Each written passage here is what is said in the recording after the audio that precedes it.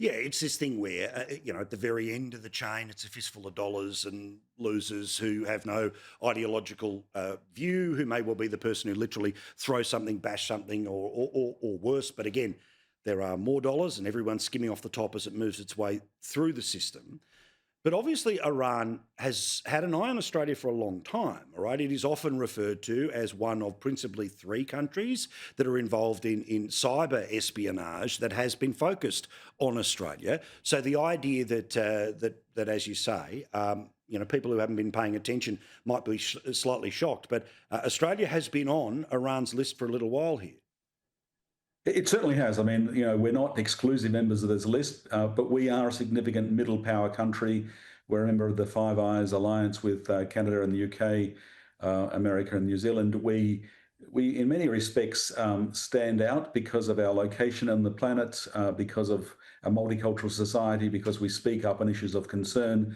And Iran wants to mess with our politics. It wants to sow dissent and doubt about our political processes and offices, but it just basically wants to distract. So when you ask yourself the question, what would the Islamic Revolutionary Guards Corps set to gain from trouble in Australia? It's really about playing to a domestic base in Iran and making themselves look like victims, but also strongly in charge of what's happening. They're doing this not just in Australia. We have many cases of Iranian operations in the UK and Canada and America, often targeting kidnapping and assassination. Thankfully, we're not talking about here, but we are on the global stage, whether we like it or not. And this is the sort of dark side of that reality.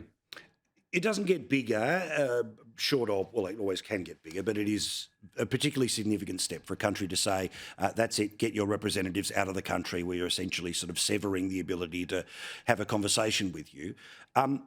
The other side of that is, do you have any concern? Because during the most recent conflict between Iran and Israel, Australia was trying to airlift Iranian Australians and Israeli Australians back here, and it was almost like a 3 or 4 to 1 of the number of people that needed to get out of the region that were coming from Iran.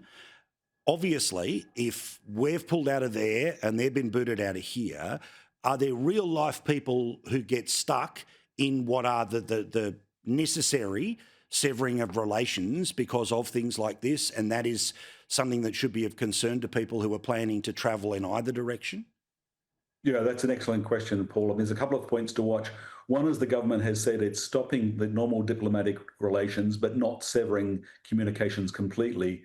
Now, how it'll do this when it declares that the Islamic Revolutionary Guards Corps is a terrorist group, following in the footsteps of Canada doing this last year and America doing it in 2019. It's not easy once you've declared a group to be a terrorist group. That limits your ability to communicate with them.